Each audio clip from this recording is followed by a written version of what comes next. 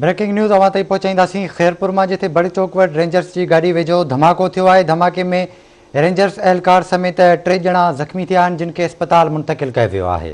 अवांखे update कंदा हलूं। अहम ख़बर आहे त खैरपुर में बड़ चौक वटि रेंजर्स जी गाड़ी वेझो धमाको थियो आहे। धमाके में रेंजर्स एहलकार समेत 3 ॼणा ज़ख़्मी थी पिया आहिनि, जिन खे अस्पताल मुंतक़िल कयो वियो आहे। इन हवाले सां राब्तो कयो आहे खैरपुर में आवाज़ टीवी जे रिपोर्टर शकील जावरी सां। जी शकील, कहिड़ा अपडेट्स आहिनि? जी बिल्कुल, अॼु जेको आहे खैरपुर में दहशतगर्दनि पारां कार्रवाई कई वई आहे।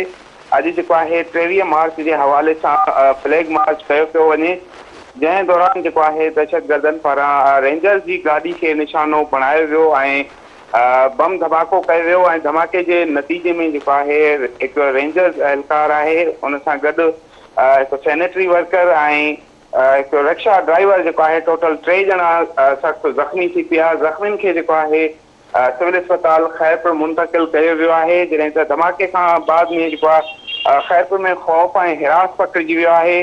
सिक्योरिटी इदारनि जेको आहे वाक़े वारे हंधि पहुची इलाइक़े खे कड़ो चाढ़े छॾियो आहे ऐं इलाइक़े में जेको आहे सर्च ऑपरेशन हिन वक़्तु कयो पियो वञे ऐं सिक्योरिटी इदारनि जो चवणु आहे त दहशतगर्दनि खे हर सूरत में गिरफ़्तार करे खेनि मंतकी अंजाम ताईं पहुचायो वेंदो। जी ठीकु आहे शकील, वॾी महिरबानी तफ़सील खां आगाह करण लाइ।